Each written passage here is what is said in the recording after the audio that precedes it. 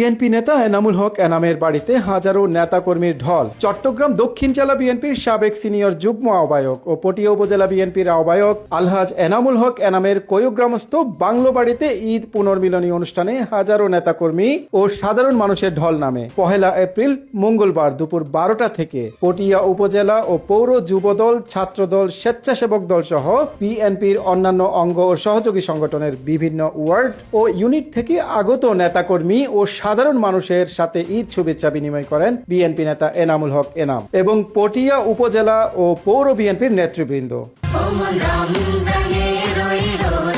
শেষে